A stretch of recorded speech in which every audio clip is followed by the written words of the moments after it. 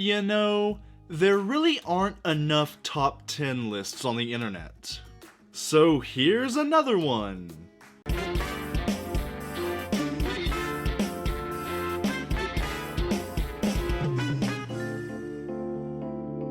As a movie fan, something I tend to notice and focus on is costume design. I love it. I just love it. So today, I'm going to rank the top 10 best costumes in the DC Extended Universe. If you're into costume design like me, you're in the right place. Also, check out the other costume top 10s I've made. I'm a costume ranking son of a bitch. To be clear, I don't care about how good or bad a movie is or how good the character is. I am simply analyzing the physical costume they are wearing. I am judging things like color palette, how well it's adapted from the comics, wow factor, and just pure visual appeal. What are the most beautiful costumes to just look at? You know, I'ma judge them for their looks. Very deep stuff. So first, here are a few honorable mentions. These are the costumes that almost made the list, but they just missed out. Diana's Golden Eagle armor, Ocean Master's armor, Mara's suit, Queen Hippolyta's battle armor, and Batman's armored suit. I know, this is a fan favorite, and I had him on the list for a little bit, but he just missed it. He's just number 11. And all of these are really good costumes, but they just missed the list for me. I think these 10 are just better. Starting off with number 10, Steppenwolf from Zack Snyder's Justice League. Now this armor almost didn't make the list. I had Batman's BVS armor in this spot, but the more I thought about it and the more I looked at it, the more I loved it. I like how the individual spikes are layered on it. His horns are cool and give him a great silhouette. And at first glance, it looks like regular silver armor, but if you notice, it has a beautiful purple reflective sheen to it that really gives it that pop. The armor is almost a character in itself with the way it moves and shifts on him. It looks great in motion, and I have come to really love this costume. It's nice to get a villain that isn't just gray. He's purple and gray. Number 9, Batman from Batman v Superman. This suit just works. It's comic accurate, it's made of a nice material, and the gray really balances out that black. He has nice little details like gold on his knuckles and his forearms, and the whole design is just beautiful. It's the first time since Adam West that we saw a comic accurate Batman costume on the big screen, and it's pretty glorious. I do wish the gray was a little lighter, the Bat logo wasn't so fat, and that he wasn't so thick. His neck area in specific is a bit thick, and he looks kind of weird in some angles, but other than a few nitpicks, this is comic book Batman. What more do I have to say? Fantastic costume. Number 8, Polka Dot Man. This is great. It's just a gray suit with different colored dots on it, but somehow it works. It really works. It's so ridiculous, and it absolutely owns it. The different colored dots really contrast the negative space on the suit. His brown belt, gloves, and gauntlets balance it out with a darker color, and his rounded goggles really bring the whole thing together. It's colorful, wacky, balanced, comic book accurate, and most importantly, it's nice to look at. Great costume. Number 7, Shazam. Let's get it out of the way. Yes, the padding in his suit is very obvious, but that's literally the only problem with this costume. Other than that, it's beautiful. It's so comic book accurate. It has a rich, vibrant red color to it, and the gold and white accents on it balance it out perfectly. There is just enough gold on the wrists, boots, chest, and belt to tone down all the red, and it perfectly captures the look of Captain Marvel from the comics. They really could have tried to add too much here, but they didn't. They added the right amount of everything, and it completely works. Other than the padding, this is a beautiful costume. Number 6. Deathstroke. Now this one is just cool. Just plain cool. It's not as vibrant as Shazam's costume, but this one is beautiful in other ways. They really could have messed this up and made him look like a reject paintball player like in the Arrowverse. But they didn't. He has the right amount of armor in the right places. He's rocking the double swords, and the orange plays so well against the black. It's a curious choice to not have the orange on his mask go all the way up, but look at that mask.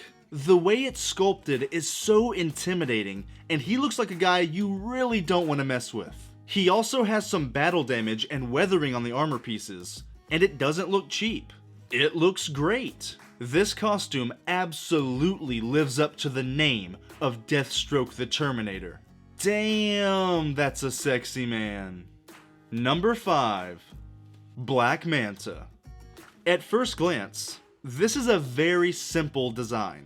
He's 90% black with just a hint of red, but the simplicity of it is what I love. The red of his eyes offsets the black so well, and it makes your eyes fixate on that awesome helmet. We've never seen a design like this on screen before, and even though it's a bit wacky, it's unapologetically comic booky. He has glowing red eyes, a jetpack, jet thrusters on the back of his calves, and a sweet sword. This guy just defines badass. Now, as a Black Manta fan myself, there are a few things that I would change because I think he's a little too rounded and I think some things could have been implemented differently, but overall, I love this costume. This is a living, breathing comic book on screen. Number 4 is Superman from Batman v Superman.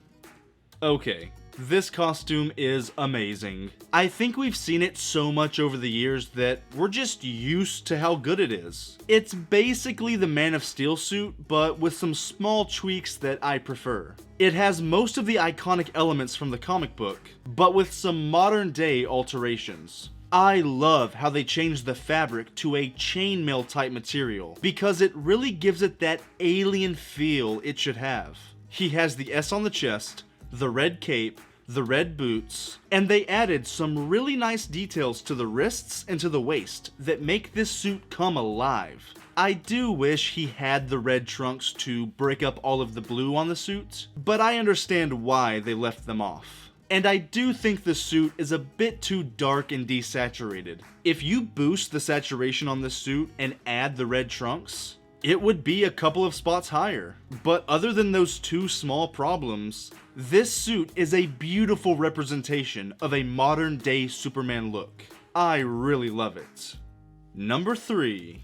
Okay, so the award for the best costume on the most forgettable character goes to Riku from Aquaman.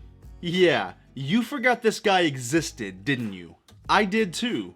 But then I gotta look at this delicious costume. And man, that is fantastic. There is some great practical makeup on his face. And that gold armor is just so regal and eye-pleasing. The gold looks fabulous laying on top of his green skin. And this costume just has multiple great levels to it. It's well executed, intricately detailed, eye-catching, and has it is dripping with passion and love. And you can tell they really put all of their hearts into creating this costume. I absolutely love it. All you black and gray costumes out there? Yeah, take notes. Number 2. The penultimate costume on this list is Wonder Woman suit from Wonder Woman 1984. This suit is so close to being perfect. Look at this thing. That's marvelous to look at. It has the perfect ratio of shiny red, gold, and blue. She has the tiara, the gold eagle on her chest looks great, and it's basically ripped straight from the comics. It's the comic costume, but made a bit more realistic. But there is one thing holding it back from being a truly perfect costume. The only thing that I cannot stand, and the one thing holding this back from being perfection, is the fact that she is wearing high heels. Yes, it may seem like a small nitpick, but one of my biggest pet peeves is women superheroes wearing high heels. In no scenario do heels belong on a superhero costume. They are so impractical, and it pisses me off that women have to wear high heels just because they're women. No, okay? Can we get past the 1930s? Women don't have to automatically wear heels all the time. It would get in the way of her running, fighting, and moving in general. It completely ticks me off. It's impractical, it's ugly, and frankly, I'm tired of seeing it. It would look so much better if she just had regular boots on. But other than that, this is an almost perfect costume, and it's glorious to look at. The number of colors, the way they're balanced and utilized, and the way it is ripped from the comics in a believable way make this one of the DCEU's best costumes. It's gorgeous, darling. Alright, we've made it. Number 1. This is, in my opinion, the number 1 best all-around costume in the DCEU. Number 1 goes to Aquaman. Come on.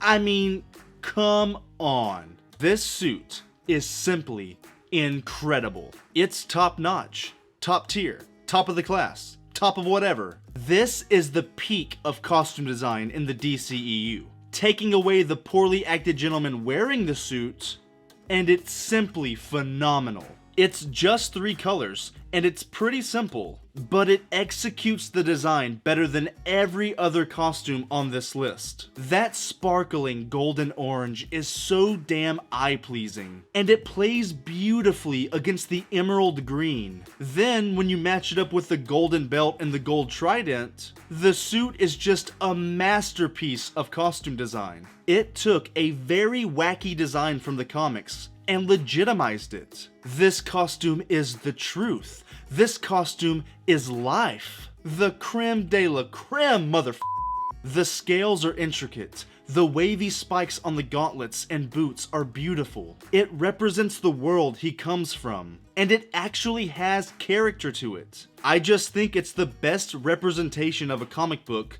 mixed with being extremely eye-pleasing. This is the one costume that I want to look at more than any other one. Plain and simple. So, this beautiful bad boy is my number 1 overall favorite costume in the DC Extended Universe. Alright, that's the list. Now that I'm done gushing over fabulous costume design, I want to hear your list in the comments. Tell me, who did I leave off? Where did I get it right? What would you change? Come on, set me straight, people. And if you want to see more content like this in the future, just tap that old subscribe button. I really appreciate you listening to me babble for this long. And until we meet again, peace out.